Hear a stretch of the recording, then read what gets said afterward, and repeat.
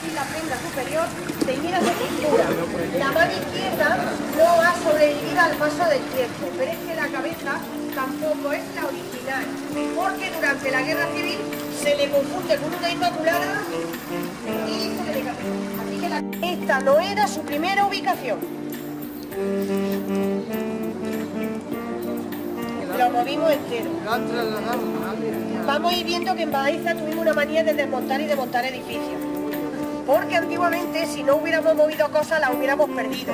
A día de hoy ya no se hacen las restauraciones así, pero antiguamente, gracias a ese movimiento, conservamos mucho patrimonio. ¿Dónde estaba originalmente este edificio? Pues si se dan la vuelta, van a ver que detrás de los arquitos hay un jardincito. Por cierto, venga aquí el señor que no se va de frente. Les presento a Fernando III el Santo, el rey que conquista la ciudad en el siglo XIII.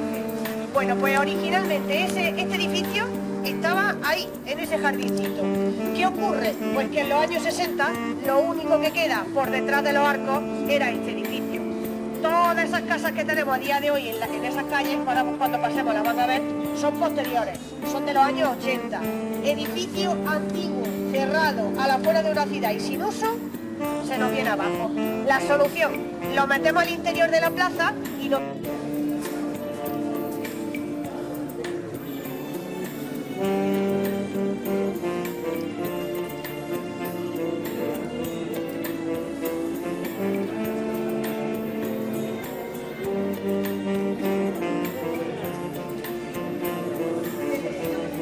Estamos en la Universidad de Baeza. Tampoco se funda como una universidad, se funda como un instituto de la Santísima Trinidad en 1538 gracias a Federico González. Es el edificio familiar del Papa Pablo III. En 1542 ese instituto recibe una pequeña ayuda en forma de una papal y es una convertida en universidad. Más adelante se va a convertir otro milenio, don Pedro Fernández, y decide que el edificio original sabía que era de medio mundo. ¿Qué hace este señor? Da una aportación económica y manda a construir este edificio con la ayuda de la sociedad. Bueno, pues este edificio abre su puerta y durante varios años va a construir más hasta que definitivamente la primitiva, la pequeñita, cierra su puerta y va a quedar solamente el edificio como universidad. Bueno, pues va a tener función como tal, universidad, hasta 1824. Así que la universidad la tuvo en Baeza hasta el siglo XIX. Lo que pasa es que luego la universidad se traslada a Granada y en Granada se termina instalando ya de forma definitiva y en Jaén capital. La suerte que tiene este edificio es que nunca llega a cerrar sus puertas. Desde 1824 hasta el día de hoy sigue teniendo su función original. Es un instituto público. Depende de la Junta de Andalucía con el mismo nombre, Instituto de la Santísima Trinidad, al que a diario acuden unos 500 alumnos para dar clases de eso, bachillerato y grado superior. Así que hagáis una idea de la enorme importancia que tiene este edificio a nivel educativo y social. Por eso la Junta las clases están arriba y están en cuanto escuchamos un poquillo ya se nos funciona los bueno, pues el patio es el típico patio renacentista. Esto quédense con él porque lo van a ver en Úbeda y lo van a ver si se marchan a Italia. Son todos exactamente iguales. Planta cuadrada y arquito de medio punto. En este caso el patio tiene muy poquita decoración porque es un edificio de estudio. Hay que evitar que los alumnos se nos distraigan. La poquita decoración, los escudos, los cuatro frentes del fundador, don Pedro Fernández de Córdoba. Y quiero que miren hacia arriba, porque no sé si se han dado cuenta, pero allá arriba tenemos una red. Una valla. En concreto suele, efectivamente, en Baeza lo que tenemos es piedra arenisca. Es muy fácil de tallar, pero es más pequeño. Si le cae una capa grande,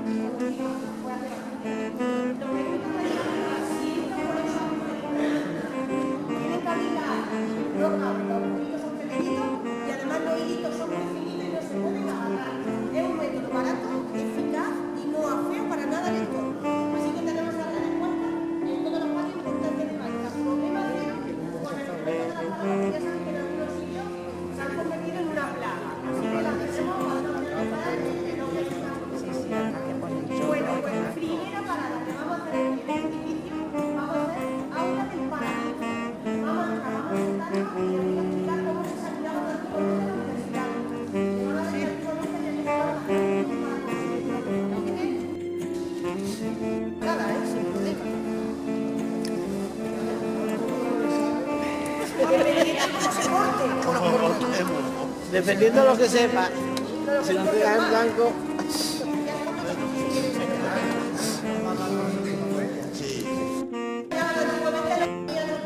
No son originales. Se han añadido porque aquí hasta que llega la pandemia es donde se imponían las bandas y las becas de esos estudiantes cuando terminaban su estudio en el instituto. Necesitaban más capacidad y han puesto unos bancos acordes con el entorno. Se tiene que hacer una idea que toda esta parte de abajo estaba despejada. La parte original son las bancadas, esos dos sillones de los cuales ahora hablaremos, y el tribunal que estaba cerrado. ¿Cómo se examinaban los universitarios? Entraban de manera silenciosa y se sentaban en las bancadas. Fíjense que era bastante estresante porque sabían que se tenían que examinar, pero no sabían quién se examinaba cada día. Era sorpresa. Había que venir todos los días con la lección aprendida porque no sabían cuándo te iba a tocar. Tomaban asiento y una vez que tomaban asiento el tribunal nombraba 2 alumnos y cada uno de ellos se sentaba en esos sillones de réplica. ¿Qué quiere decir sillón de réplica? Que se le da el turno de palabra a uno y el otro le tiene que dar la réplica. Alternativamente se la iban dando hasta que uno de los dos se quedaba sin ella. El que se quedaba sin ella... ¿Hacemos cuentas? Si de 2 aprobaba uno, la mitad aprobaba y la mitad suspendía. Los que aprobaban muy contentos, los que suspendían no tanto, pero se volvían a examinar. Si volvían a suspender, quedaban automáticamente fuera de la universidad.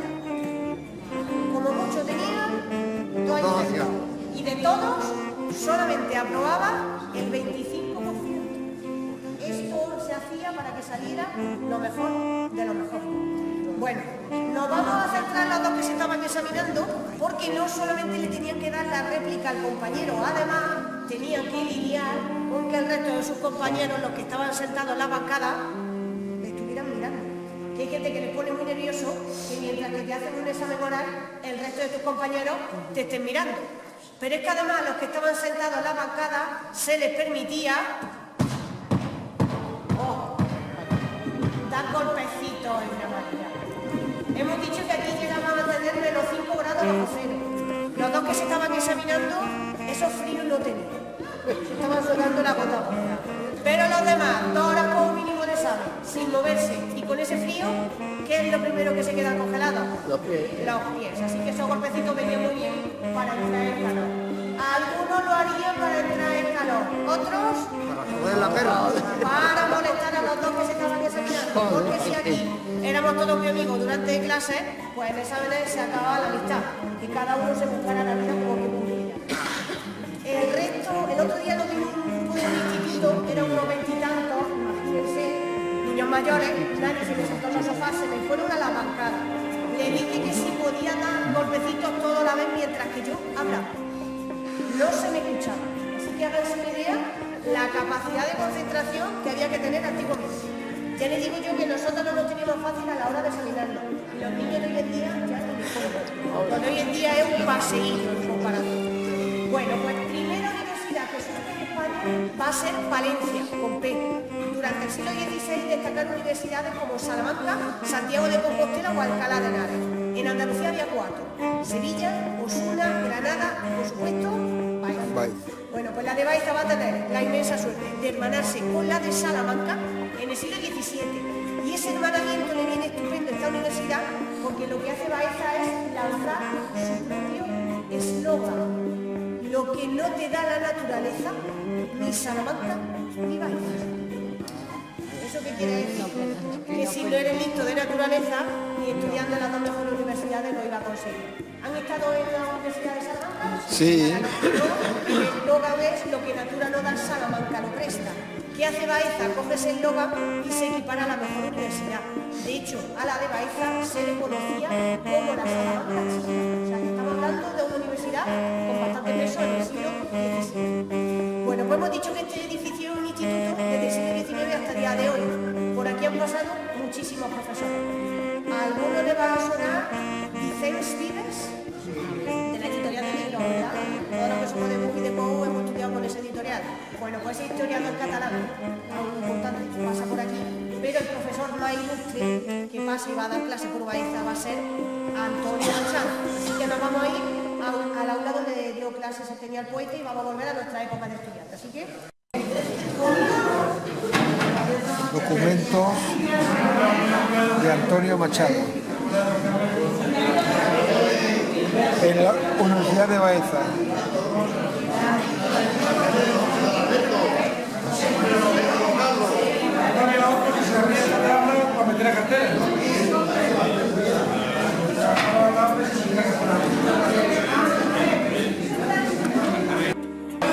Estamos... Silencio, porque es que tal y como la deja Antonio Machado en 1919. Los pupitres donde están sentados muchos de ustedes son los originales, los de su alumno. La mesa, la silla y la pizarra con la que Antonio Machado daba clase. Incluso está también el brasero de picón. Esto no lo han visto mucho, ¿verdad? Bueno, esto hay que explicárselo a los perros, porque ya lo tiene mucho más fácil. Pero antiguamente había que venir con el jatillo de lata y echar el pico. Lo único...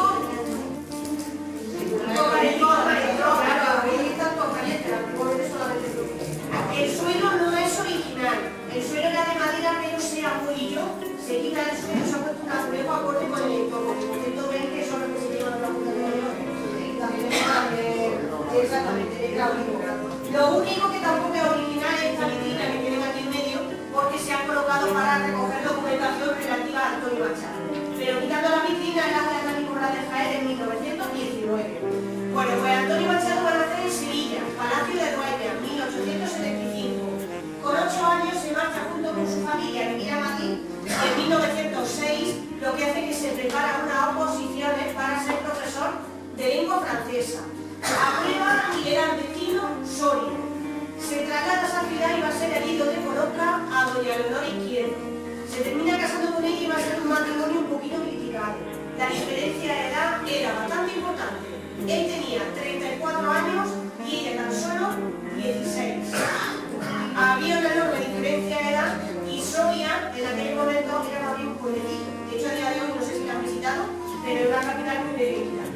Le van a llover bastante las críticas gracias a la enorme diferencia de edad, pero ellos van a vivir muy felices porque fue un matrimonio por amor. La felicidad se trunca 2 años más tarde porque ella contrae la tuberculosis y muere con tan solo 18 años de edad. Antonio Machado tiene que salir, sea como sea, de Soria. No quiere seguir viviendo en la ciudad a la que ha visto morir a su joven esposa. El primer destino que va a pedir va a ser Madrid. Él quería estar en un sitio donde se moviera mucho la cultura, para no pensar en ese dolor tan grande que tenía, y que mejor sitio que la capital.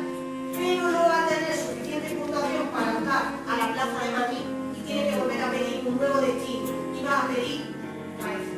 Pide Baeza porque él se acordaba de esa Sevilla que había dejado de pequeñito. El sol, la gente haciendo vida en la calle, la forma de ser bien de los andaluces, y él pensó que iba a volver a su origen. Cuando llega a Baeza no se encuentra nada de lo que se había imaginado. Él escoge Baeza entre otras cosas porque pensaba que tenía estación de ferrocarril. Él quería dar clase aquí de lunes a viernes y los fines de semana y sábado para hacer contacto con el pueblo. Cuando llega a Baeza, Baeza no tiene estación de ferrocarril. La más cercana la tenemos a 17 kilómetros, en un pueblo que se llama Estación Linares Baeza.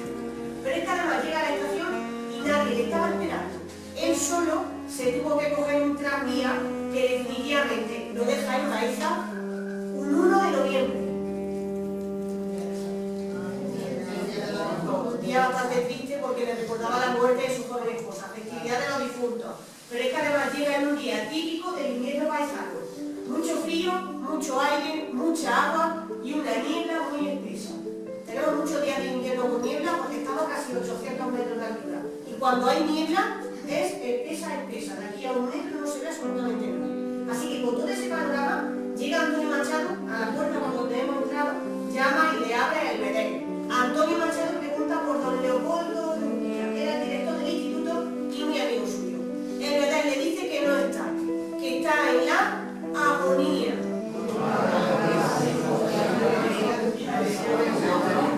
Vaya entrada más triunfa la Baeza, ¿verdad?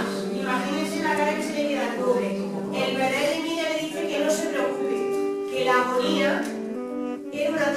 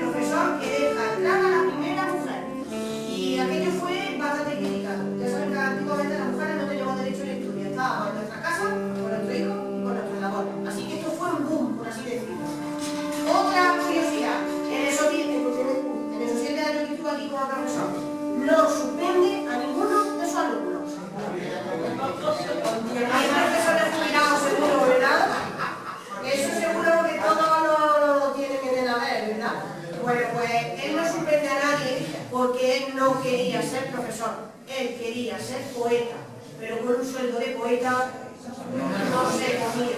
Así que, bueno, pues al final termina aprobando a todos sus alumnos. La nota más bajita que puso aquí fue un aprobado. Y lo más curioso, aquí en Baeza los alumnos le van a llamar Don Antonio Manchado, porque siempre iba con los zapatos muy sucios, fumaba mucho, se llevaba los amigos de ceniza, siempre iba hecho un desastre y de manera cariñosa Don Antonio Manchado. Venga, pues le dejo un minutillo para que se hagan una fotillo, los que no, pues vamos a ir saliendo y vamos a adelantar.